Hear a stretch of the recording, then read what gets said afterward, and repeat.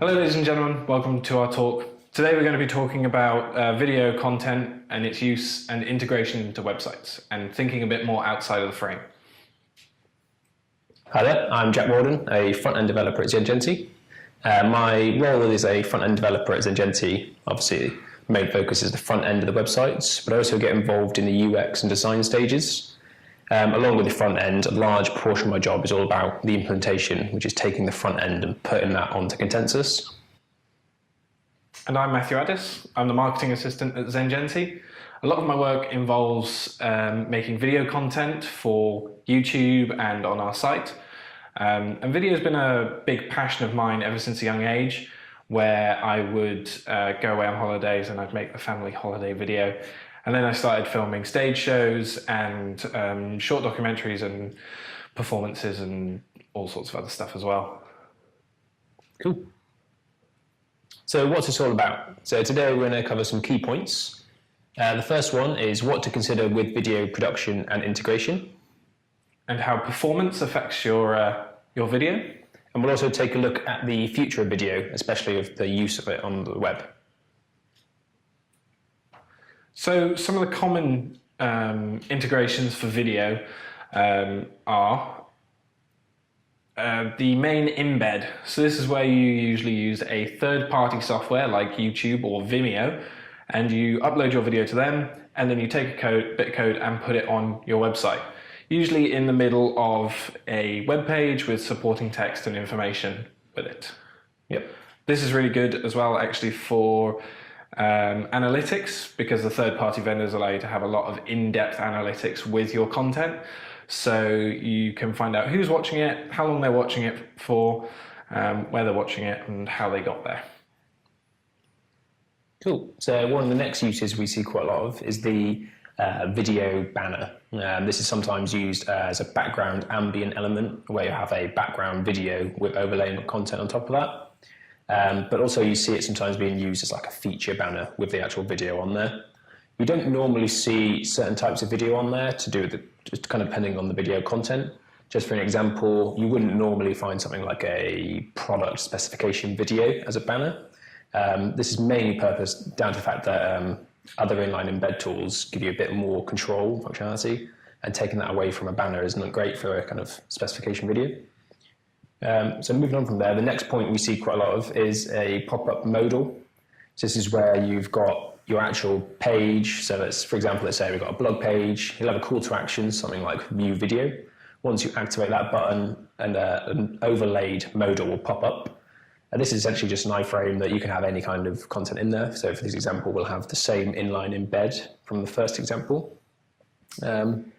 Quite a few differences, even though it's using the same stuff, just the actual, from a content point of view, the fact it's popping up on top of your content and not in the middle of a blog post makes it kind of a bit more adjacent to the actual content itself. So you can either use it as a supporting factor, a lead-in factor, or you can have different points throughout an article or a content page that's pointing to the video rather than just having one point for it. A technical difference, or kind of pros and cons really of either. One thing to consider with the YouTube or third-party embeds, when you're using something like that, it will come with some actual JavaScript that gets loaded on the first initial page load. So for example, if you're using YouTube, on the first page load, it will load about a megabyte of JavaScript just to import all of the controls, so like the play, pause, volume controls, all those things will get imported. You could add a function that would delay that, so it doesn't actually increase your initial page load. But this is particularly easy with things like a pop-up modal, because you've already got a function to activate it, and all you've got to do is link it. So essentially, none of the video or assets or that JavaScript will be loaded until you've actually activated the modal. It makes that real initial page load a lot faster and seamless.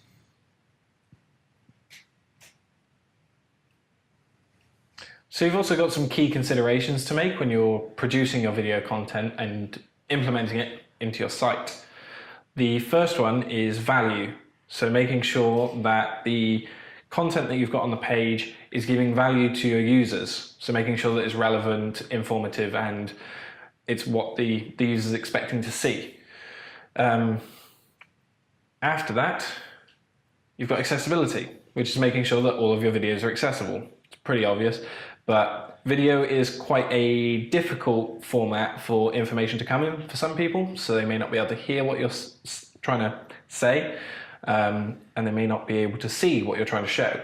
So making sure that you have transcripts and subtitles allows you to give that information to people in a different format so they're able to understand and know what you're trying to inform them about. As well, using transcripts and subtitles, you're giving more information to search engines so that they can rank your videos higher and you can get better SEO. Next, you've got ease of use. So just making sure that the video that you're giving someone, they have control over and they understand what's going on there. So giving them the ability to play, pause, sound adjustment, resolution adjustment, and frame size adjustment just makes it all really easy for them to use, make sure they know what's going on, and just trying to make sure that the user's not having to think too much about what they're trying to do. Yeah, exactly. So moving on from there, next point is performance. It's probably the next thing we always talk about. First point, quite an obvious one, is download, especially when dealing with video. The main concern is mobile users.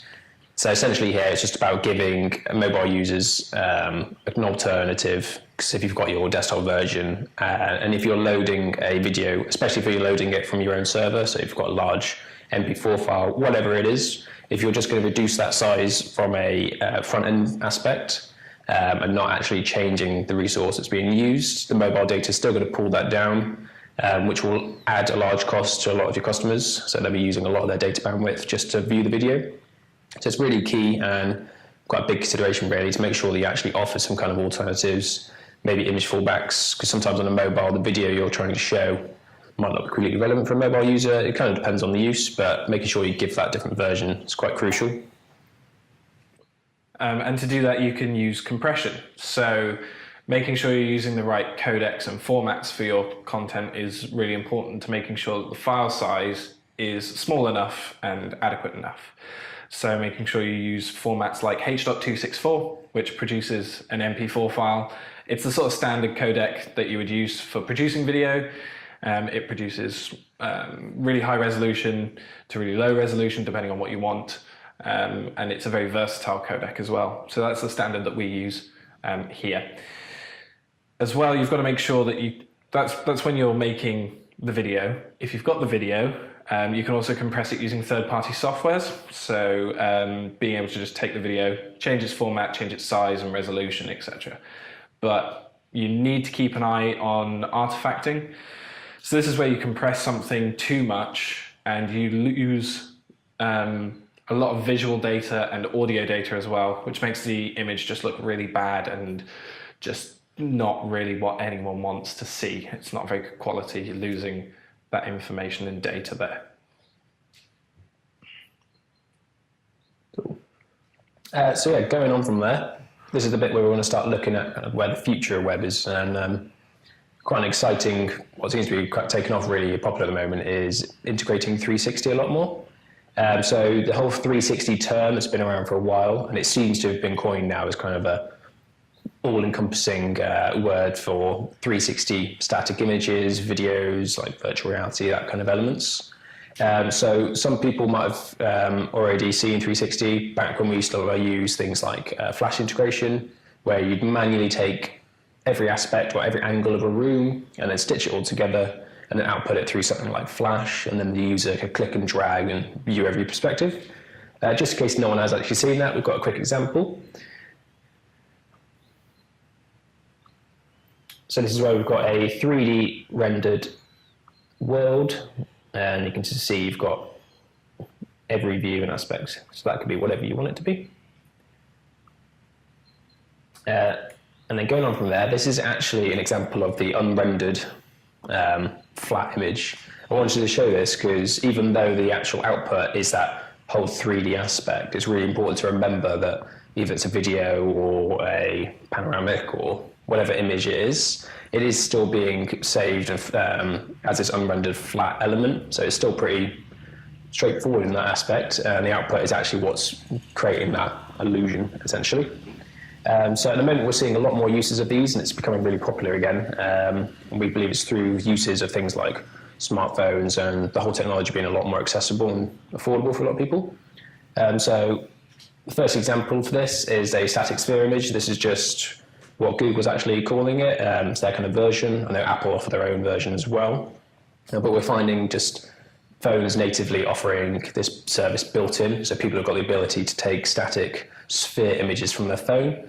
Best example for this is something like Google Street View. So if we would find this exact address on Google Street View, we could take a photo of this room, static sphere, use our phone to actually generate the sphere image, and then we could upload that to Google Street View, so then you guys could look at this location and actually see a 360 of this room. Going up from there, you've got the ability to do video loop. This is where this is an example of what Samsung offer, kind of a middle range product. This essentially is just a quick camera device where with one click photo you can take a 360 image, or you can hold it down and record a loop. So rather than having just a static image to click and drag, you can actually have a recorded element. That's what we're seeing a lot more now. If you had a recorded loop, you could actually add interactive elements to it using things like JavaScript. So one example is if we had a university campus, you could give your potential students a really immersive experience by showing them a campus tour. You could have things like students walking around. You could actually have those people clickable. So once you click them, a testimonial will come up of that student. So things like that, it's really quite exciting that we can add those kind of elements to it. Going above that, we've got technology that's a lot more higher end, but this is a lot more better quality cameras, essentially, that we could shoot a live, like 4K 360. So we can have it set up in this room and anyone can come in, see every angle completely live. That's just one thing. I think as well with live feeds, you've got a lot of potential to create some really immersive content. So I've seen interviews done before now.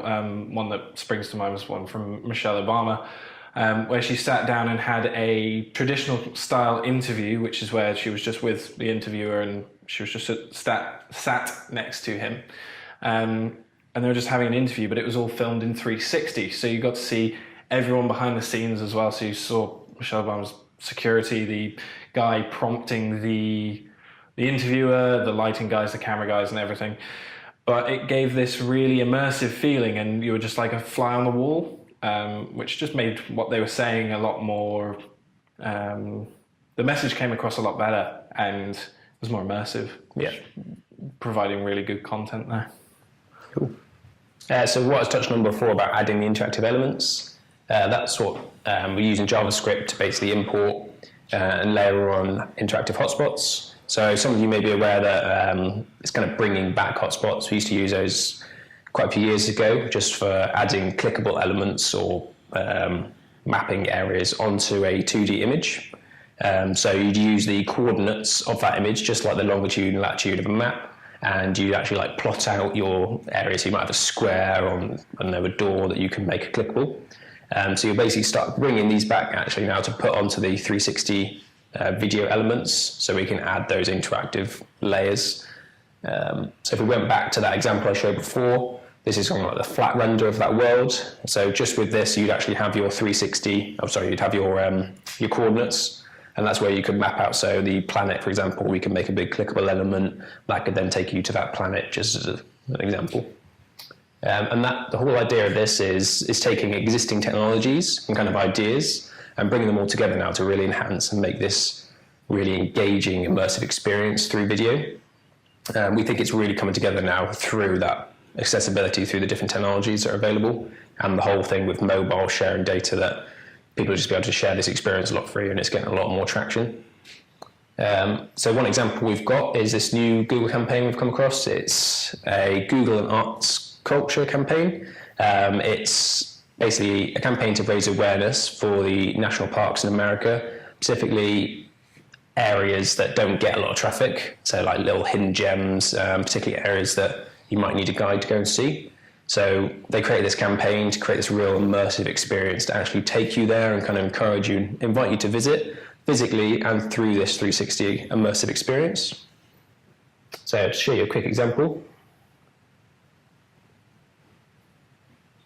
So the first element, there is a video introduction, but we'll just skip that just to kind of show you the next layer, you then come to an interactive web page where you've got your different national parks, and you can essentially choose one. So we'll choose the Bryce Canyon for an example.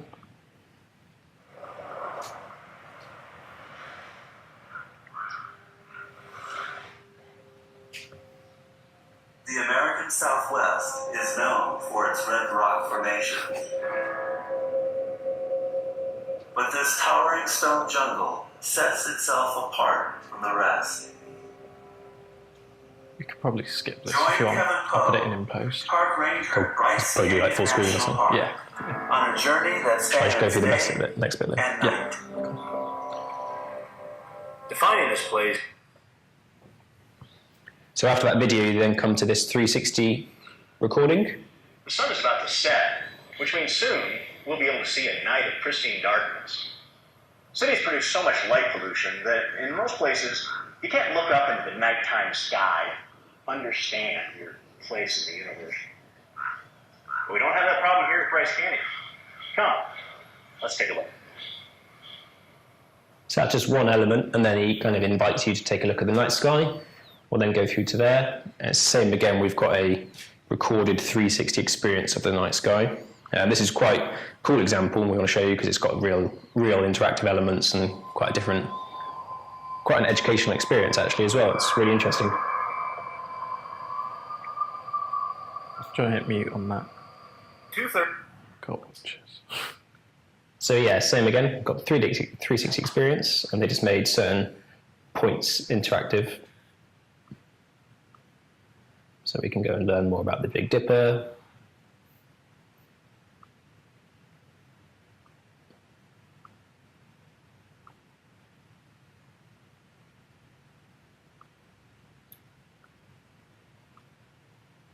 So yeah, we really like that example because it's kind of highlights everything we're talking about today, and it's quite succinct for that kind of engaging, immersive experience. Yeah.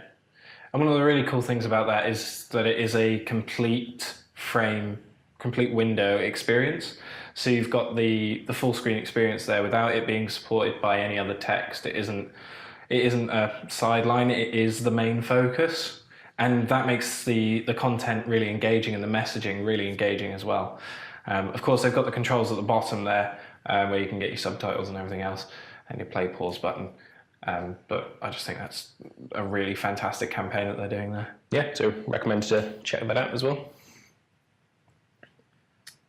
So going on from that, the next step that's kind of quite exciting as well is using VR. Essentially, all of the data that we've got there is quite transferable to using it for VR. So the first and probably the main one that everyone will have heard of is the Oculus Rift. So what you've got here is a headset which has a screen in it and some headphones as well. You just pop it on your head and you've got that immediate, quite immersive experience. As well, you've got the HTC Vive, which is a bigger setup and a bit more of apparently it's a better rig.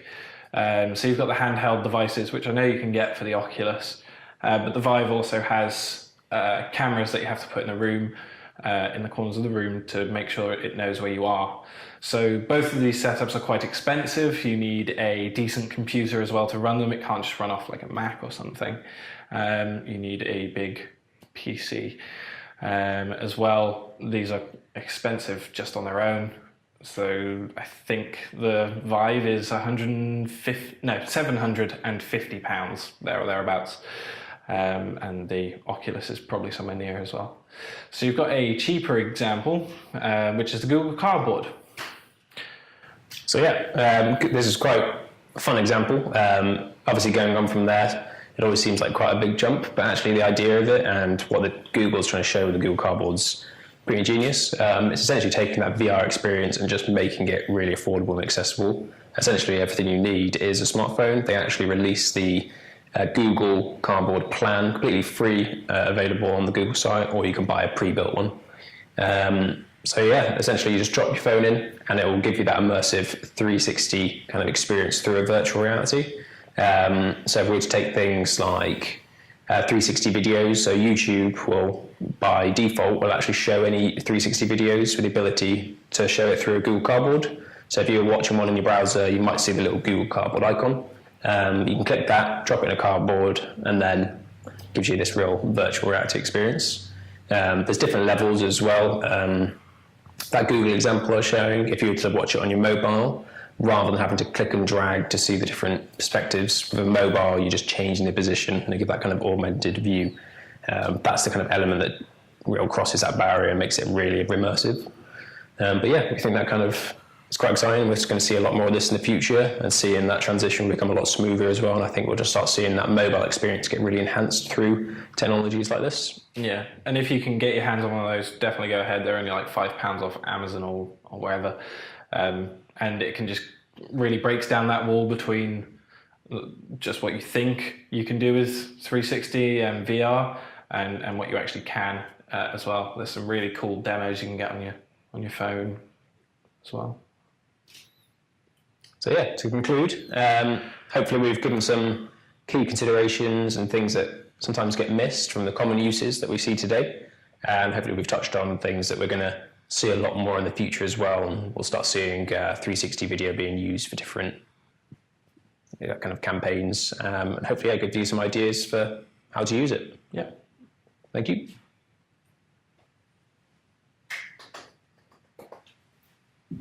Yay. Cheers, Jack. Is that right? Yeah, that's great. Rather than having to click and drag to see the different perspectives, with a mobile, you're just changing the position and you get that kind of augmented view. That's the kind of element that real crosses that barrier and makes it really immersive. But yeah, I think that kind of is quite exciting. We're just going to see a lot more of this in the future and seeing that transition become a lot smoother as well. And I think we'll just start seeing that mobile experience get really enhanced through technologies like this. Yeah, and if you can get your hands on one of those, definitely go ahead. They're only like £5 off Amazon or wherever. And it can just really breaks down that wall between just what you think you can do with 360 and VR and what you actually can as well. There's some really cool demos you can get on your phone as well. So yeah, to conclude, hopefully we've given some key considerations and things that sometimes get missed from the common uses that we see today. Hopefully we've touched on things that we're going to see a lot more in the future as well, and we'll start seeing 360 video being used for different kind of campaigns. Hopefully I give you some ideas for how to use it. Yep.